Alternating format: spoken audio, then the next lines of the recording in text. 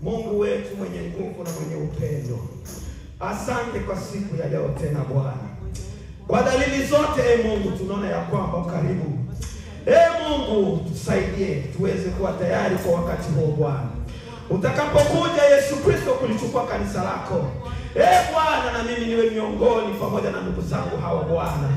Baba, tusiwakuhubiri wengine na siku hiyo tukataliwe. Tuwezeshe Mungu tuweze kuifanya kazi yako kwa neema, kwa kazi, kwa uaminifu katika mapenzi yako Bwana. Tukifuata njia zako na nyayo zako kila siku na kila wakati. Bariki kila mwanadamu, bariki kila ndugu yangu. Bwana, sote ambao tunakusanyika mahali popote pale kwa ajili ya jina lako, kwa utukufu wako. Endelea kuonekana Baba wa mbinguni. Onekana kwetu kila wakati Yesu. Hakuna aliye kama wewe.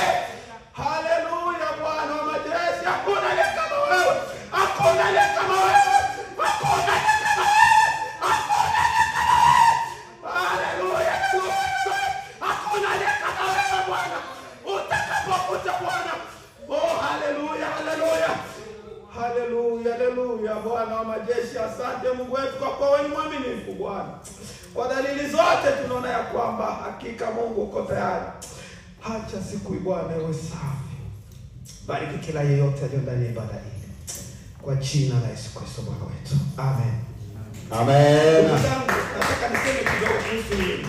Bwana asifiwe sana. Amen.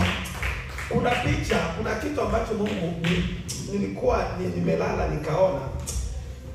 nikaona Bwana asifiwe sana. Kuna kitu ambacho nimeona, dalili zinakaribia ndugu zangu. Siku za mwisho zinakaribia na Yesu karibu kuchukua kanisa lake.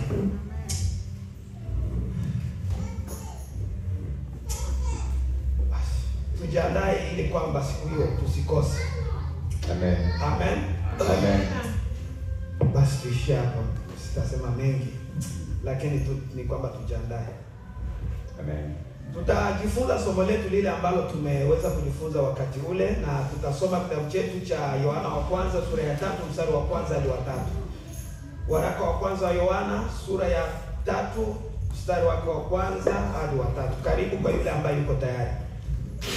1 John chapter 3 verse 1 to 3. Amen. Karibu. Anyone who's ready can read it. 1 John chapter 3 verse 1 to 3. Yohana wa kwanza sura ya 3 mstari wa kwanza hadi wa 3, neno la Mungu linasema, Yes. Tazameni ni pendo la namna gani Ndiyo. alilotupa Baba, kwamba tuitwe wana wa Mungu, na ndivyo tulivyo. Kwa sababu hii ulimwengu haukutambui, kwa kuwa haukumtambua yeye. Wapenzi, sasa tu wana wa Mungu, wala haijadhihirika bado tutakavyokuwa, lakini tunajua ya kuwa atakapodhihirishwa tutafanana naye, kwa maana tutamwona kama alivyo. Na kila mwenye matumaini haya katika yeye hujitakasa kama yeye alivyo mtakatifu. Amen. Amen. Bwana Yesu asifiwe sana. Praise the name of Jesus. Hallelujah. Hallelujah. Biblia inasema ni pendo la namna gani The Bible says, what kind of love ambalo tumepewa sisi which we've been given kuitwa wana wa Mungu. to be called the children of God. Mwandishi anapoandika ni pendo la namna gani, The writer, when he said, what kind of ni love, kama ana mshangao hapa, is like he's surprised, ni kama ni jambo ambalo halingewezekana. like a thing that which was not impossible. Lakini wakati ambapo anaendelea kushuka, But when we continue, anasema ya kwamba then he said, kwa kweli ndivyo tulivyo. and indeed that's how we are. Yaani sisi ni wana wa Mungu. So we are children of God. Anaanza na swali He started with the ama anaanza question. msemo wake, He started with the anasema question. tazameni ni pendo la namna gani. Look what kind of love is this? Unapoona neno ambalo linasema tazameni ni pendo la namna gani, yani ni kama kuna swali ama kuna kamshangao When you pale. see this kind of question, like what kind of love is this, that means there's a surprise or there's a question there. Sisi kuitwa wana wa Mungu. Asked to be called the children of God. Anasema tena ndivyo tulivyo. And then he said again, that's how we are. Anashangaa, He's surprised. lakini pia anajipatia jibu mwenyewe. But he also giving himself his answer. Anaendelea kushuka kusema ya He kwamba continued going down. kwa sababu hii Because of this, ulimwengu haututambui, the world doesn't recognize us. kwa kuwa haukumtambua yeye. Because they did not recognize him. Mungu anasema ya kwamba God says, sisi ni wana wake, we are his children. na kwa kuwa mimi na wewe ni mwana wa Mungu, And because I and you, we are children of God. kwa sababu yule mwovu hakumtambua Kristo aliyekuja kutukomboa. Because the wicked one did not recognize Jesus who came to save us. Na wewe unapojiita mwana wa Mungu, And when you call yourself a son ama of God, unapojitambua kama wewe ni mwana wa Mungu, or when you know yourself a child of God, jua ya kwamba then you have to know ulimwengu hautakutambua, the world will never know you. ulimwengu hautakujua, The world will never know you. ulimwengu utakutupilia mbali, The world will kick you away. ulimwengu utakudharau. The world will neglect you.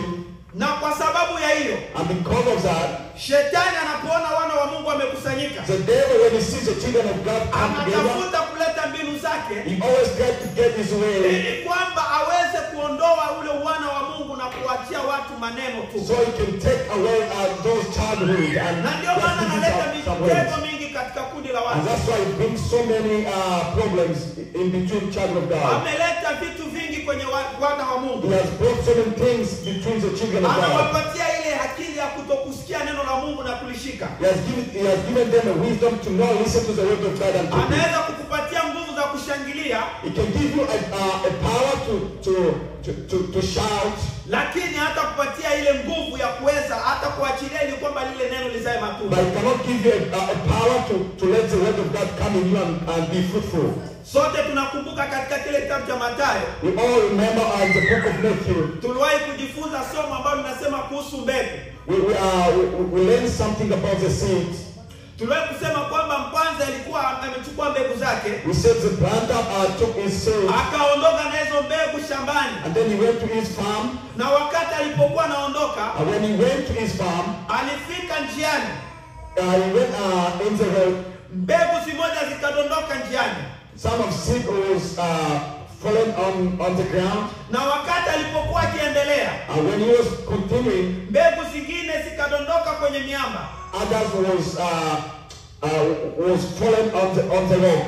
zingine alipokuwa anaendelea, And others, alipokuwa anasonga kuendelea kule ambapo alikuwa anaenda kupanda, when he was continuing planting, ama mahali alipokuwa na kusudia zaidi ya zipande mbegu zake, or the place where he was designed to put them. akapita kwenye njia ambayo imejaa miiba, And then he saw the thorns. kwenye udongo ambao umejaa miiba, The ground was full of thorns. akawa amedondosha mbegu zingine hapo. And then he put other seed over there. Biblia inasema mbegu hizi aina zote tatu zimeota, The Bible says all these kind of seeds, they all grew mpaka pale alipofikia kwenye udongo aliokuwa na utamani apande zile mbegu. until he reached to the point where he wanted to put the seeds. Wakati alipofika kwenye udongo ule mzuri aliokuwa na utamani kupanda mbegu, akapanda pia pale. When he reached to the fertile ground, lakini Biblia inasema ya kwamba mbegu zote ziliota. but the Bible says all of them grew. Na Biblia inatuambia zile mbegu za kwanza, As the Bible says, the first seed, ambazo zimedondoka kwenye njia, which was on the ground, Yesu anatufafanulia na kutuambia kwamba ni mimi na wewe ambaye tunakusanyika leo, Jesus explained it. He said, it's you and I who are here together, ambaye tunasikiliza neno leo. who are listening to the word. Lakini sasa shetani hatupatia hata sekunde moja la lile neno kukaa ndani yetu. But the devil does not give us even 1 second to listen to the word. Linapokuja hilo neno, When the word comes, unalisikia, you listen to it, lakini shetani analitoa kwa haraka but iwezekanavyo. the devil will come and snatch it quickly. Yaani akupatia hata dakika mbili lile neno likaenda He ndani yako. doesn't give even a 2 second the word to stay in you. Atakuacha ufurahie, He will let you be joyful. atakuacha ushangilie, He will let you be happy. atakuacha uweze kulisikia, lakini lile neno halitakaa muda mrefu. He will let you listen to the word, but that word will not Na stay there Yesu for you. alipokuwa anazungumzia aina za mbegu, When Jesus was talking about this kind of alikuwa seeds, anasema yeye kama mpanzi wa mbegu. he was telling himself as Na a alipokuwa anasema planter. kama yeye mpanzi wa mbegu, And when he was telling himself as a planter, aliweza kuonesha aina zote za mbegu kwa watu waliokuwa na hubiria. he showed all the kind of seed to people he was preaching to. Mbegu alisema ni neno la Mungu. He says the seed was the word of Na God. aliposema mbegu ni neno la Mungu, And when he said the seed is the word of God, alisema wakati alipokuwa na hubiri habari njema ya he wokovu, said when he was preaching the good news of salvation, wakati ambapo alikuwa anafundisha mataifa ama umati wa watu, when he was teaching the multitude of people, kulikuwa aina nne ya watu, there was 4 kind of people. na wale aina nne ya watu And those 4 kind of people, hata hapa wanaweza kuwa. even here they can be Kila here. kusanyiko lote wa aina nne ya watu wa In every assemblies of God, there is this 4 aina kind yule of people. mhubiri mwenyewe anaweza kuwa aina moja kati ya hao watu. Even a preacher himself can be one of those kind of seeds. Lakini kusudi la mpanzi But the attention of a planter ni kwamba apande mbegu na iweze kuzaa matunda. was to plant a seed and give fruits. Kama mpanzi angejua ya kwamba anapanda mbegu na zile mbegu hazitaota, If he knew that he's going to plant a seed which is not gonna grow, asingelichukua muda mrefu kwenda kupoteza wakati wake kupanda hizo he mbegu. couldn't take longer to or take his time to plant that seed. Kwa wale ambao ni wakulima, For those who are cultivators, kuna kazi kubwa sana ya upanzi wa mbegu. there are so many ways in planting seeds. Na katika upanzi wa mbegu kuna kazi kubwa ya ulimaji na kufanya gharama nyingi sana. And in planting seeds, there's so much work to cultivate the land and all the cost. Na kama mpanzi angejua ya kwamba anapoteza gharama zake na nguvu zake bure, If the planter would have knew that he's wasting his own time for nothing, asingeliweza kuipanda mbegu he zake. couldn't plant that seeds. Lakini kwa bahati mbaya mbegu zimepandwa kwenye miiba. But unfortunately, as the seed was put on the thorns, Mbegu zimepandwa kwenye njia. seed was put on the ground. Mbegu zimepandwa kwenye miiba, Seed was planted on the thorn, kwenye miamba, on the rock, na zingine zikapandwa kwenye udongo mzuri. and others in the good, on the good land. Kwa hiyo wewe ujiangalie uko udongo gani katika siku ya leo. So check yourself, which kind of seed are you? Maana Yesu alikuwa anazungumzia mimi na wewe. Because God was talking about I and you. Anaposema udongo alikuwa anasema moyo. When he was telling people about the ground, was talking about the heart. Yaani mimi na wewe ni lazima tujiulize tuna aina gani ya moyo ambao ni moyo wa udongo, moyo wa miiba, moyo wa miamba au ni moyo wa aina gani? So you and I have to ask ourselves, which kind of heart we have? Are we having a torn heart or rock Lakini or Biblia ground? inasema ya kwamba But the Bible says, tazama ni pendo la namna gani look, what kind of love is this? alilotupa Baba. God has, the Father has given to us. Mimi na wewe ambaye hatukuwa na stahili You and I who will not deserve this, kuitwa wana wa Mungu, to be called the children of God. lakini kwa sababu ya upendo wa Mungu wetu But because of the love of God, ameweza kutupenda kiasi kwamba hatukustahili. He has given this kind of love which we did not deserve it. Lakini huu upendo ambao unaoangalia Baba aliyotupenda, But this love which God gives to us, kila mmoja anaweza kujitazama na kuangalia, je, nimependwa na Mungu kwa kazi gani ama kwa kitu gani nilichokifanya? all of us can check ourselves and see why or which way that God Utakuja has put the kujua love ya in you. kwamba haustahili na haukuwa na stahili. You gotta find yourself, you don't deserve it, you did not deserve it. Bwana Yesu asifiwe sana. Praise the name of Jesus. Lakini sasa tumeitwa wana wa Mungu. But now we are children of God.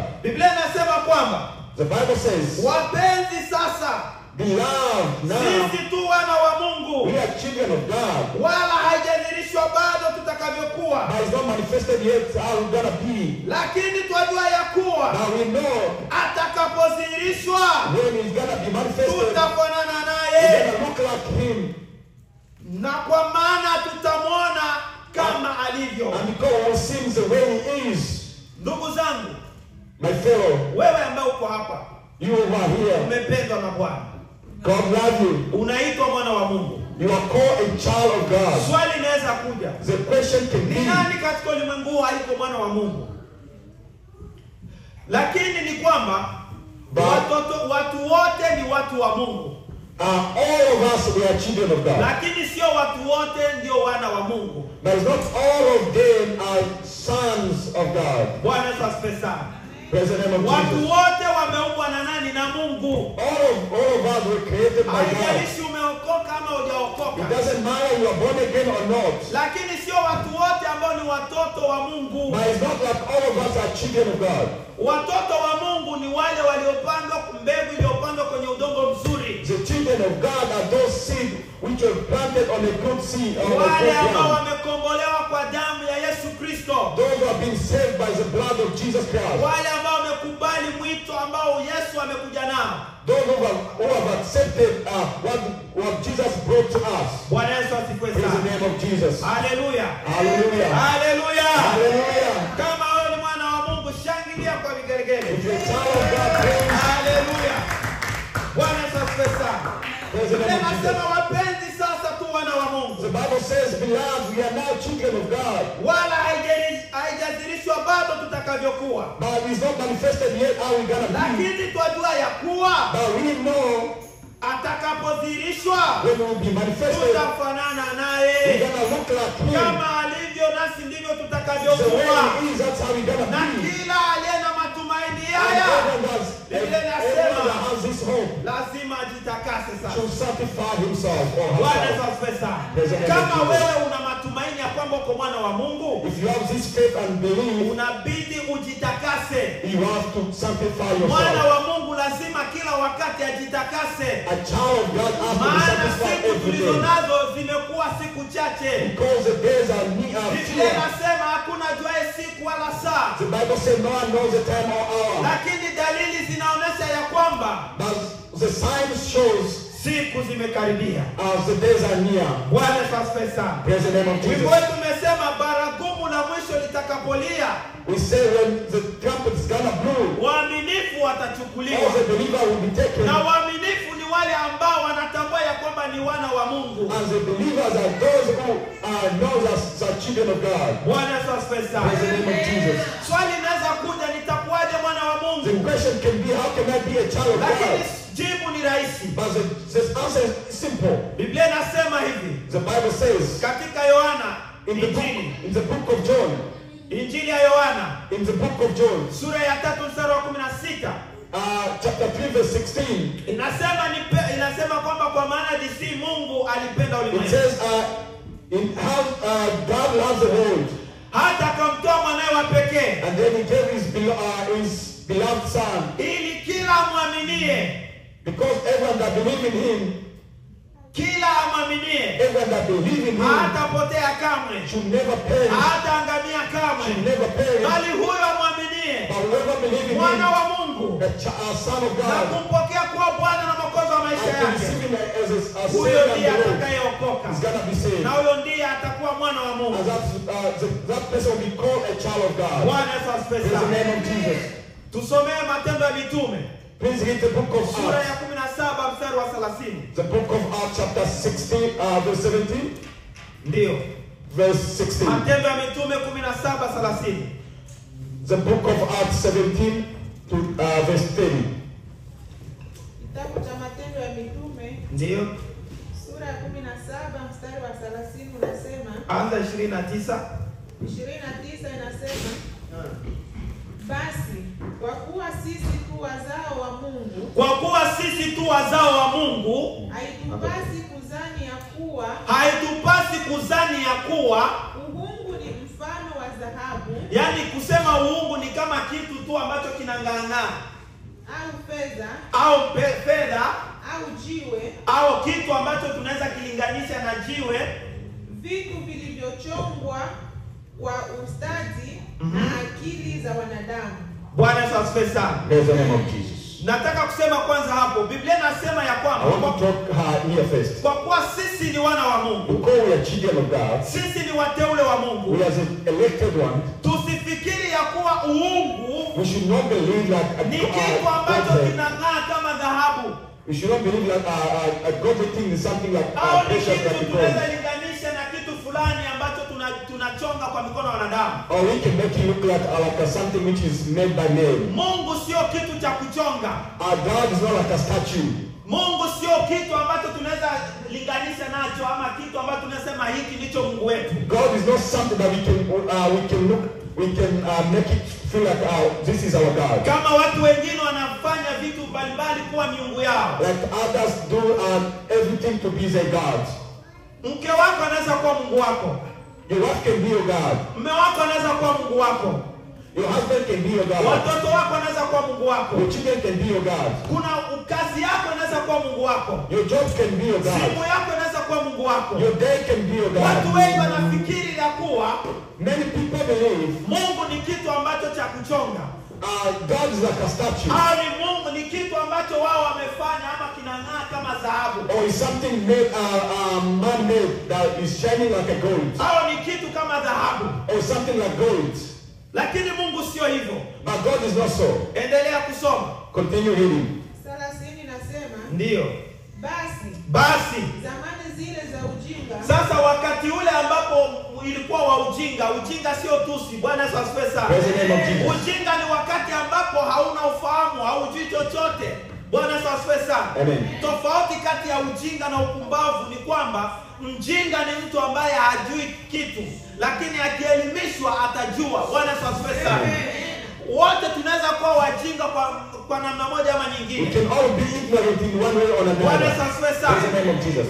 Mtu ambaye ni daktari And someone who is a doctor, anaweza kuwa mjinga kwa mwalimu. it can be ignorant to a teacher. Mtu ambaye ni mechanic Everyone who is a mechanic anaweza kuwa mjinga kwa mtu mwingine ambaye ni electric. can be ignorant to someone who is an electrician. Bwana Yesu asifiwe sana. Praise the name of Jesus. Ujinga sio tusi.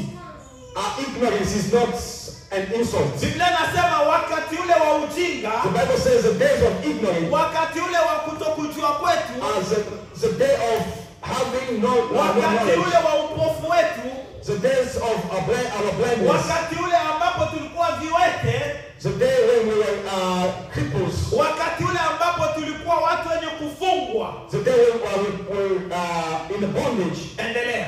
Continue. basi zamani zile za ujinga Ndio. Mungu alijifanya kama hazioni, Wakati ule sisi hatujui chochote, Mungu wetu alijifanya kana kwamba hazioni, hatuoni sisi.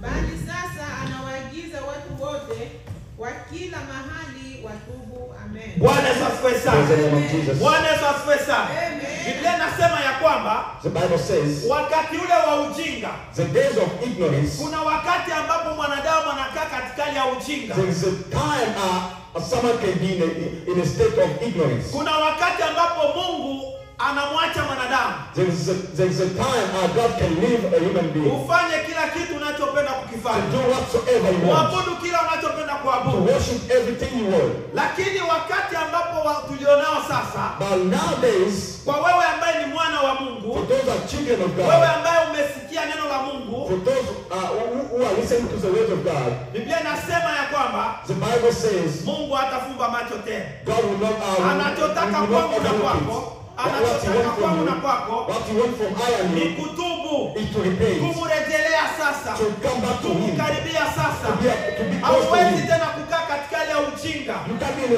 You come in a state of Na ignorance wakati anymore. nuru imekuja, When the light is nuru already there. imeangaza, No, the light is shining na now. kama nuru imeangaza, The light is shining ni now. wewe sasa kuifuata hiyo nuru. It's for you to follow the light. Bwana Yesu asifiwe sana. Praise the name of Jesus. Watu wengi wanakaa makanisani Many people are in the church na bado wako kama wajinga and yet they are ignorant na wanasikiliza neno la and Mungu. they're listening to the word of God. Unapokuwa kanisani, When you are in the church, unapoelekezwa jambo fulani, when you are being taught to do something, wewe hautakuwa mjinga you tena. can't be ignorant anymore. Usipofanya jambo hilo, If you don't do wewe it, ni mpumbavu. then you are stupid. Na Biblia inasema ya As the kwamba Bible says, wanawake wanne, wanawake 10, the Bible says about the 10 women, 5 walikuwa wapumbavu 5 were na ignorant wengine 5 walikuwa werevu. and 5 were intelligent or wise. Wote walikuwa wamejiandaa kwa sababu ya kusubiri bwana harusi. They were all prepared to welcome the brideman. Lakini kati yao,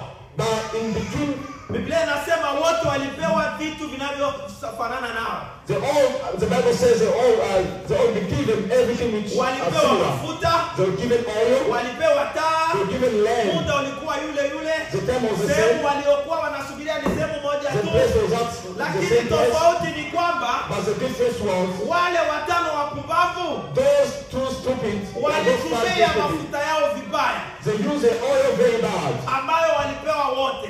which they were given all of them. Lakini wale werevu But those wise, waliweza kuweka akiba ya mafuta yao, they keep saving for the oil. na walipoweka mafuta yao, And when they kept saving, Biblia inasema ya kwamba the Bible says, bwana harusi alichukua muda mrefu kwa kuja, when the brideman came, na wakati ambapo kelele za shangwe zimekuja, when there was a joyful noise, wale 5 wapumbavu those 5 stupid, wakataka kuwasha taa zao, they wanted to light the lamp, wakakuta kwamba taa ziwaki and then tena, they found the lamp is not na shining, bwana it's not harusi working. kelele za shangwe ziko barabarani, As the brideman is coming, the joyful na ni noise is wakati coming. ambapo anataka harusi ifanyike sasa. And now is the time for the wedding. Lakini wale wapumbavu 5 But those 5 stupid, wakawaambia wale werevu, they told those 5 wise, mtusaidie na sisi sehemu ya mafuta. can you please help us with oil? Lakini wale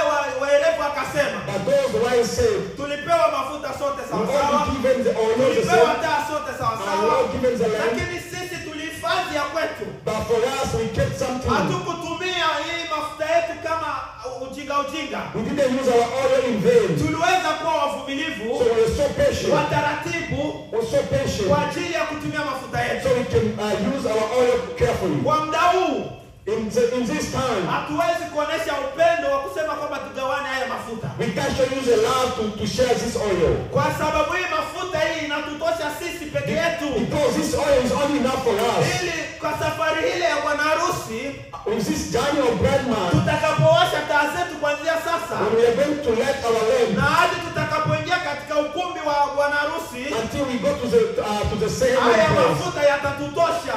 this oil will be enough for Kwa hiyo us. tukisema ya kwamba tuweze kugawana mafuta, So if we say tunaweza that tukaishie share, njiani, we can stop on the road. na sasa tutakuwa sote wapumbavu. And then we will become all of us Bwana stupid. Yesu asifiwe sana. Praise the name of Jesus. Kwa hiyo neno la Mungu linataka kutufundisha nini?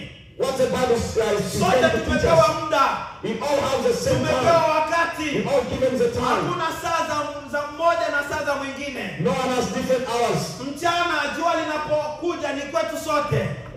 During the day when the sun Masaa comes, yetu it's for ni all of us. 24. We all have 24 Na hours. haya masaa yote As this all ni kwa hours ajili yangu na wewe. is for I and Sasa you. haya masaa All this hours, ukiyatumia vibaya, when you misuse them, wakati ambapo bwana harusi when the atakapokuja, brideman will come, utakutwa uko kwa wakati gani? you'll be found in which position? Bwana Yesu asifiwe sana. Praise the name of Jesus. Kuna watu wanapoteza wakati wao There are many people misusing kwa the vitu time visivyo na msingi. for things things which are half, Unaweza kuwa umeokoka, unaweza kuwa umeokoka, you can be saved, you can be unakuja born again, kanisani, you come to church, unalinganishwa kama mwanamwali, you can, then people see you like a virgin. unasikia neno la Mungu, You hear the word una of Roho God. Mtakatifu, You have the Holy Spirit. lakini siku utajichanganya kutazama vitu ama kukaa kwenye muda wa vikao visivyostahili, But the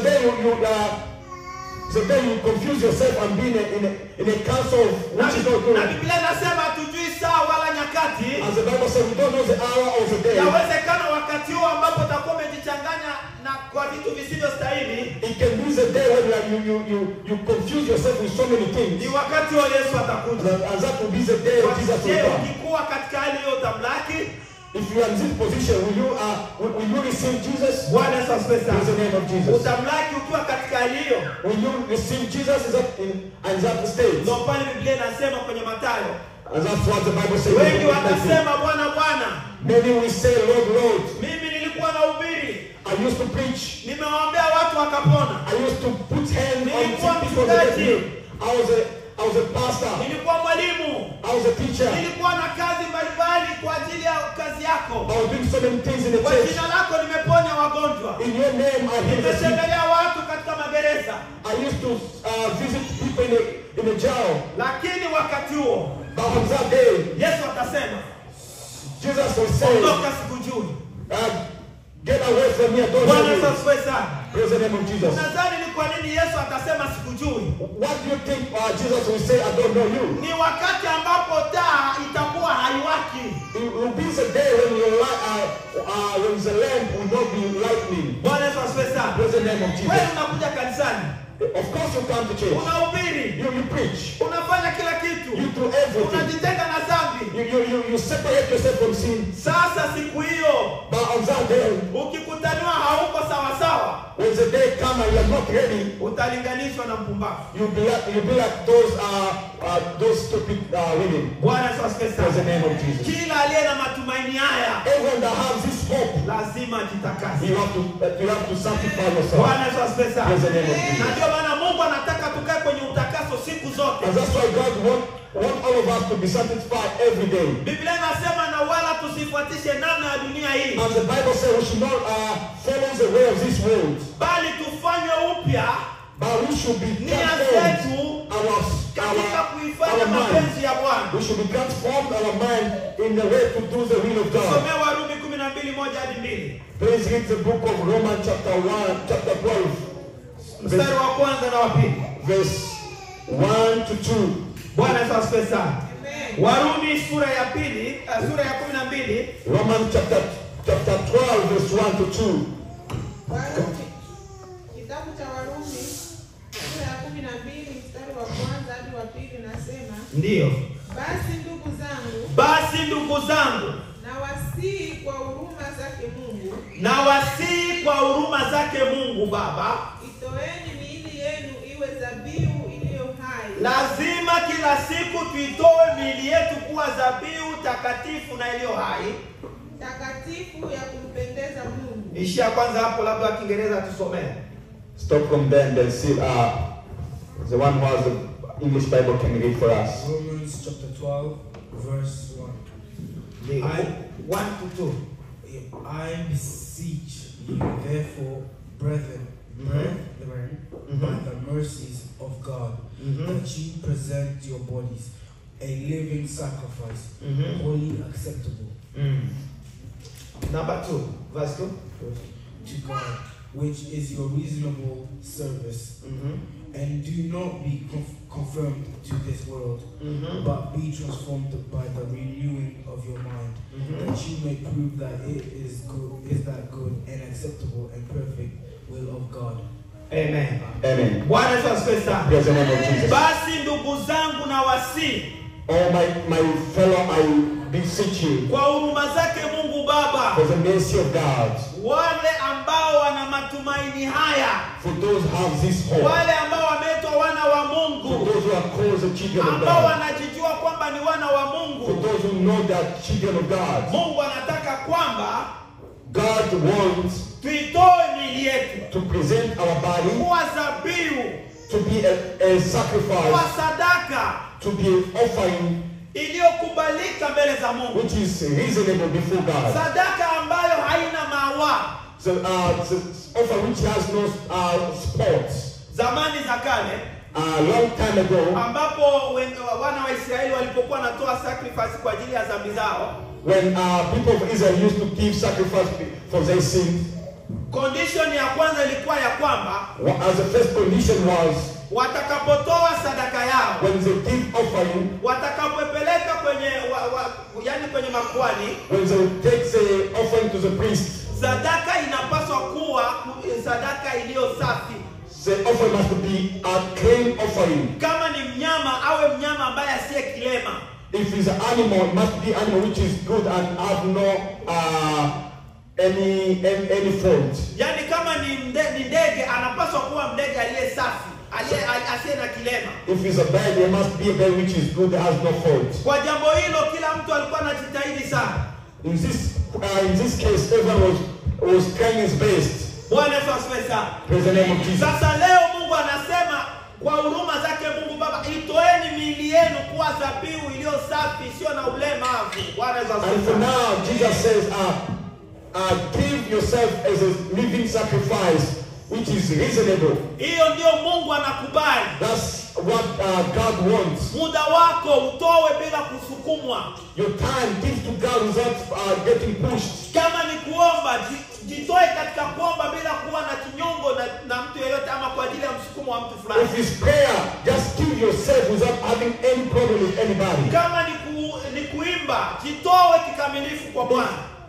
If it's singing, just give yourself. Yani chochote unachokifanya na mwili wako kifanye kana kwamba unamfanyia Bwana. That means everything you do by your body, do it as you are doing to God. Na hiyo ndio kuitoa miili yetu kwa dhabihu. Miili yetu tutaifanya kama hatuijali, lakini kumbe ni ya thamani. And that's how we give our body as a sacrifice. We feel like we don't value our body, but we value it. Bwana Yesu asifiwe Praise the sana. name of Jesus. Na inasema na wala tusifuatishe namna ya dunia hii, And the Bible says we should not comfort ourselves with this world, bali tugeuzwe nia zetu kwa kufanya upya, but we should transform our heart to be renewing our mind. ili tupate kujua hakika yaliyo mapenzi ya Mungu. So we should know exactly what's the will of God. Aliye na matumaini haya, Whoever has this hope, ujitakasa. be holy. Bwana Yesu asifiwe Be sana. holy. Aliye na matumaini haya lazima ajitakase. Whoever has this hope, be holy or sanctify yourself. Sisi ni wana wa Mungu. We are the children of Na kama God. tuko wana wa Mungu, And if you are children of God, pendo limekuja kuzilishwa kwetu. as the love has come to be revealed to us, Mungu ameonyesha upendo wake God sasa. has revealed his love to us. Anachohitaji ni mimi na wewe sasa What he wants is you and I kukumbatia huo upendo, to welcome that love. na wakati upendo utakuwa ndani yangu. And when the love will be in me, Tuliambiwa ya kwamba Jumapili iliyopita, we've been told last week, upendo utakapokuwa ndani yako, when the love is in you, utaweza kukuondolea majivuno. we take away the pride. Upendo utakapokuwa ndani yako, When the love is in you, utakupatia matumaini na nguvu. we give you hope and courage. Upendo utakapokuwa ndani yako, When the love is in you, utakufunza haki na kukufunza kweli. we teach you the right things and the Upendo true utakapokuwa things. ndani yako, When love is in you, itakuvua uongo. it will take you off the lies. Upendo utakapokuwa ndani yako, When love is in you, utatuliza moyo wako. it will comfort your heart. Upendo utakapokuwa ndani yako, When love is in you, utakujaza moyo wa huruma. it will give you those mercy hearts. Utakuwa mtu mwenye kuhurumia wengine. You will be people who have mercy on Utakuwa people. mtu mwenye kusamea wengine bure. You'll be someone who forgive people. Hautakuwa mtu wa hasira saa zote. You can't be someone who's angry all the time. Bwana Yesu asifiwe sana. Praise the name of Jesus. Biblia inasema muwe na hasira bali msitende The dhambi. Bible said, be angry but don't commit sin. Ukisoma Waefeso ile sura ya 4 mstari wa 27 nasema ile mstari wa 27, sio 27, 28 pale, 26 pale. Inasema muwe na hasira bali msitende dhambi. The Bible said, be angry but don't commit sin. Tusomee kwanza hiyo Waefeso sura ya 4 mstari wa 26 ama 28 pale. Please read the book of Ephesians chapter 4 verse, beginning with verse 2. Nataka tu kwenye natafuta ni kama 26 ama 28 pale. Let's start from verse 26.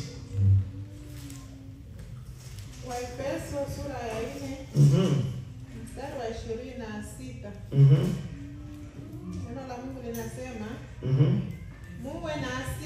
muwe na hasira ila msitende dhambi. Bwana asifiwe sana.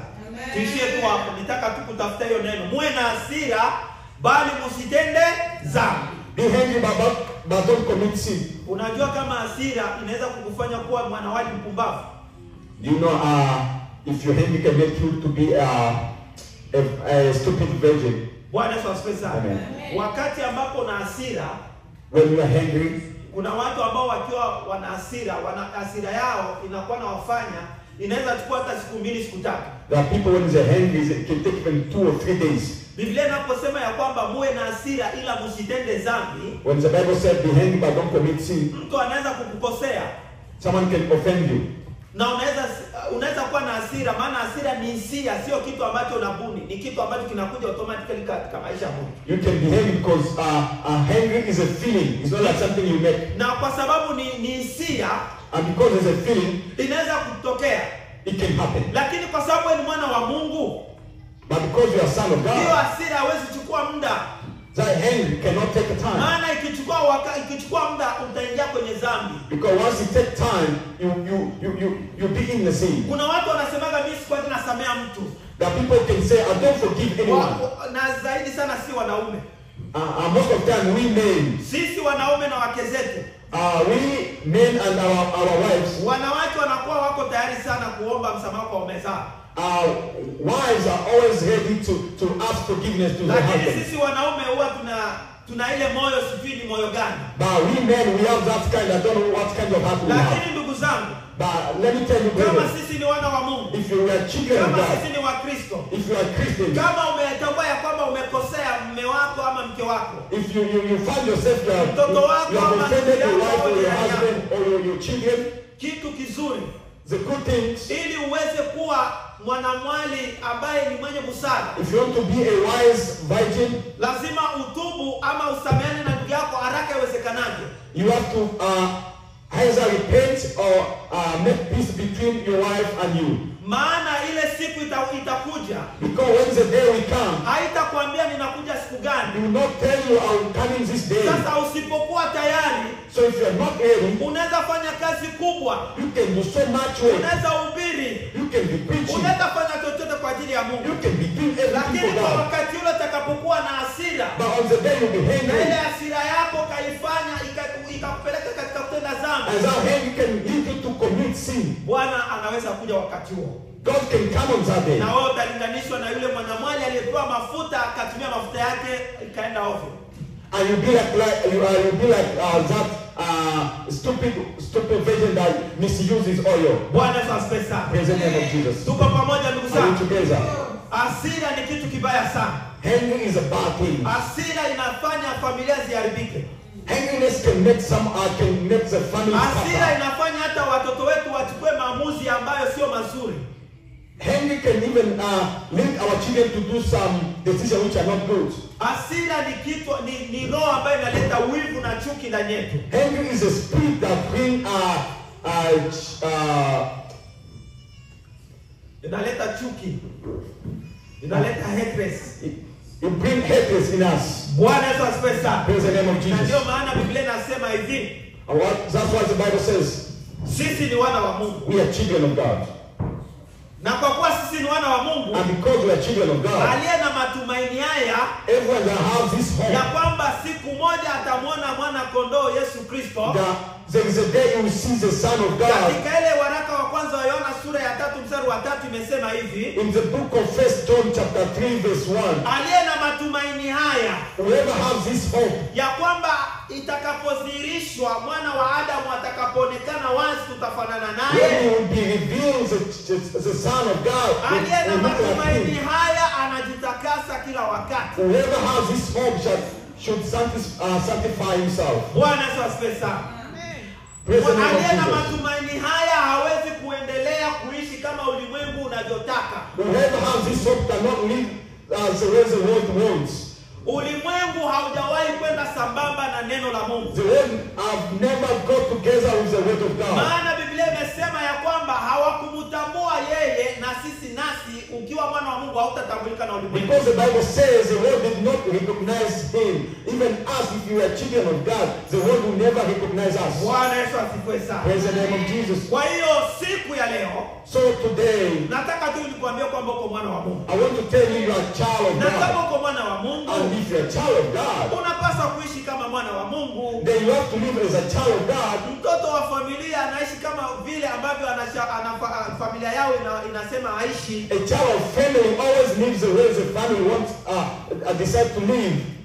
Na sisi wote ambao tuko hapa tunapaswa kuishi kama jinsi baba yetu Mungu anataka sisi tuishi. And all of us as we are here, we must live the way God, our Father, wants us to live. Ulimwengu na mambo mengi. The world has so many things. Ila natusiki kitu kimoja. But he asked us one thing. Sisi tulio na matumaini haya, All of us who have this hope, sisi ambao tunajua ya kwamba tumeitwa tuko wana wa Mungu, all of us that we know we are children of God, tunaambiwa tusifuatishe namna ya dunia hii. we are being told to not follow the way of this world. Tunaambiwa tugeuze nia zetu kwa kufanywa upya We are being told to change our mind, to be transformed kila wakati, every day, kwa sababu tuweze kufanya mapenzi ya baba so yetu. we can do the will of our Father. Mapenzi ya baba yetu hatutaifanya wakati sisi fikra zetu, nia zetu hazijabadilishwa na kufanywa upya. The will of our Father, we can never do it if we are not transformed yet. Hawezi kuwa mwana wa Mungu You can't be a child of God, na huku unafanya vitu vingine. and this you are doing bad things. Ndio maana Yesu akasema And that's what Jesus hawezi said. kutumikia mabwana wawili.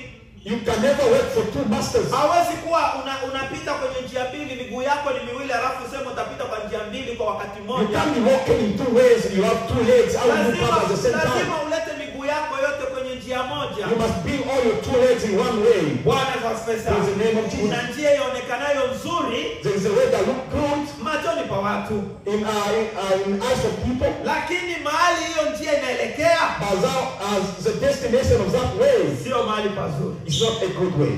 Lakini kuna njia inayoonekana ni nyembamba, But there is another way that look narrow, njia ndogo, very small way. wengi hawaipendi. Many people don't Kwa like it. macho ya nyama inaonekana kuwa njia iliyodharauliwa sana, Our physical eye look like a neglected way, na ndio maana unaona kanisani and that's why you see in the church. watu wanapoambiwa waje kanisani When people are being told to come to church, wanasema ni business, they say it's a business. lakini hatuko kwa business yao. But we are not here for business. Yes, kuna watu wanaofanya ibada ama kanisa kama business, Yes, there are people are doing church as a business, lakini hatufanyi kama business. but we are not doing it as a business here. Tunafanya kwa ajili ya roho zetu. We are doing for our own hearts. Bwana Yesu asifiwe sana. Praise the name of Jesus. Tunafanya kazi kwa sababu ya ile upendo Mungu ameweka ndani yetu na akatutuma tuambie watu wengine. We are doing this work because of the love that God has put in us and has sent us to tell other people. Bwana Yesu asifiwe sana. Praise the name of Jesus. Tusomee Warumi 10 mstari wake wa 14. Read the book of Romans chapter 10 verse 14. Tusomee hiyo haraka haraka. Please read it quickly. Warumi 10:14 hadi 16. Romans chapter 10 verse 14. 14 or 16? 14 to 16. 14 verse 14 up to 16. Yeah, chapter 10 verse 14 up to 16. Romans chapter 10 verse 14 to 16. Inasema ndio? How then shall they call on him Mhm. they have not believed? Yes. How shall they believe in him Mhm. of whom they have not heard? And how shall they hear without a preacher? Mhm. And how shall they preach unless they are sent? Mhm. As it is written, how beautiful are the feet of those who preach the gospel of peace. And- Mhm. Who bring glad tidings of Mhm. good things. Mhm. 16. Bwana Yesu asifiwe sana. Amen. Umeishia 16? Malizia 17. Okay. But they have not all obeyed the gospel. For Isaiah says, Lord, who has believed our report? Mhm. So then faith comes by hearing, and hearing by the word of God.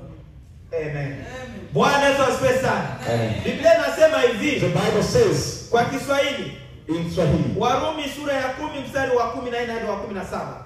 Warumi 10:14 hadi 17 neno linasema Ndiyo. basi wamwiteje yeye wasiyemwamini? Sasa wewe utaenda kumuita Mungu ambaye usiyemwamini. Itakuwaje umuite Mungu usiyemwamini? How will you call God who you don't believe? Tena wamwaminije yeye wasiyemsikia? Wewe ambaye haumsikii Mungu anasema, utawezaje kupata imani na kumwamini huyo Mungu usiyemsikia? How do you believe when you don't listen to him? Tena wamsikieje pasipo mhubiri? Kama hakuna mtu anayehubiri, utasikieje Mungu namna gani? Sauti yake ama habari zake If there utazijuaje? is no preacher, how will you know him? Tena wahubirije wasipopelekwa? Na sisi nasi tunahubiri, tutahubirije tusipoambiwa na Mungu twende tuhubiri? And for us who are preaching, how will we preach if God will not tell us to do it? Kama ilivyoandikwa, Ndiyo. ni vizuri kama nini miguu yao wahubirio habari ya mema. Bwana Yesu asifiwe sana. Ni mizuri miguu ya wale wanaohubiri habari ya mema. Bwana Yesu asifiwe sana. Kama unahubiri kwa ajili ya upendo wa Mungu ndani yako, miguu yako ni mizuri sana kwa Mungu. Mungu anaifurahia. If you are preaching because of the love of God, your feet are good because God loves it. Na huwezi jidanganya. And you can't lie to yourself. Hawezi mdanganya Mungu. You can't deceive God. Hawezi danganya shetani. You can't deceive the devil. Shetani anajua je umesimama juu ya Mungu?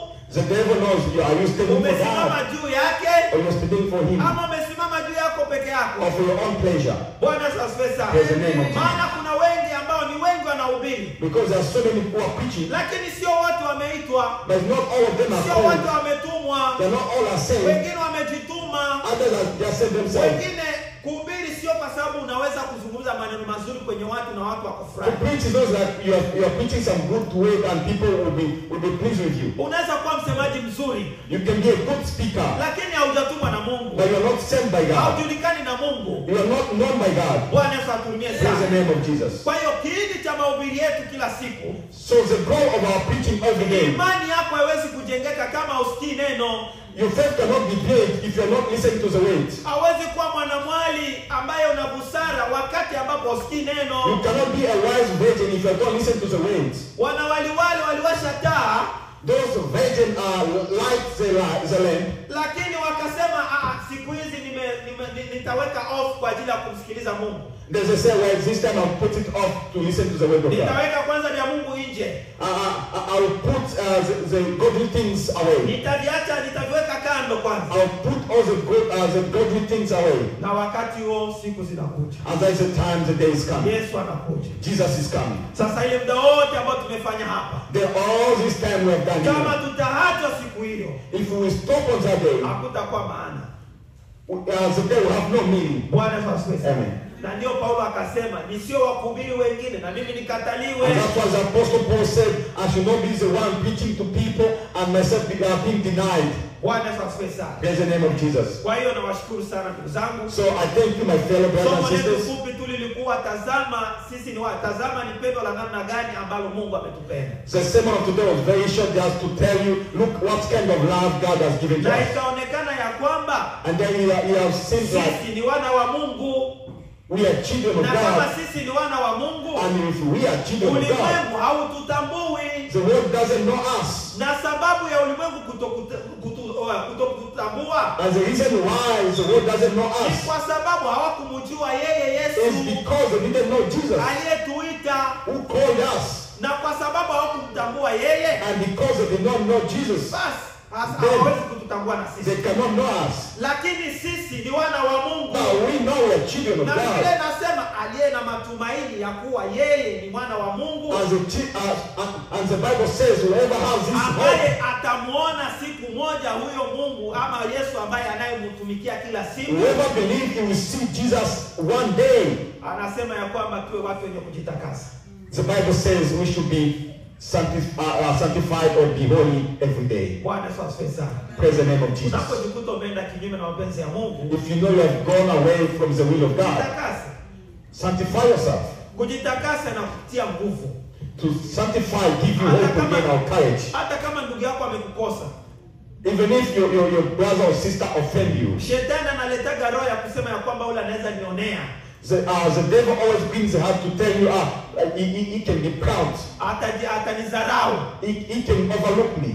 Lakini Biblia inasema mtu ambaye anayesamea anakuwa mjasiri sana. Huyo ndiye anakuwa kabisa mtu ambaye anakuwa na nguvu. But the Bible says, whoever forgives, he has a courage, he's strong. Na unaposamea samea tu. And when you forgive. Acha tena kufanya vitu vingine. I don't do other things. Kuna wake ambao wakisameana na waume zao, the women, when they forgive their husband, wanaanza kusema unajua siku ile tena ulifanyia hiki. And they will start reminding you, you know, on that day you did this. Ile siku ulifanyia hiki. On that day you did this. Si wewe tulisameana siku ile. But on that day we forgave each other. Kama tulisameana siku ile tena leo kumetokea nini? And if we forgave each other, then what's happening? Ambayo nimeyafanya leo. Let's talk about these things that happened today. And forget those things which are past.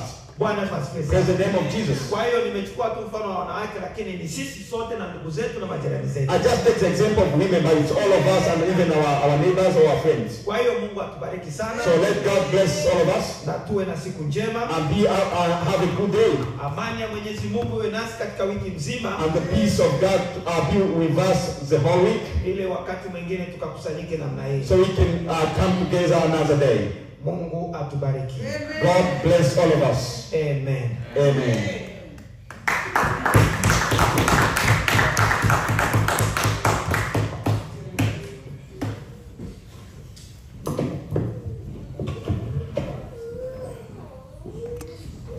Amen. Amen. Amen.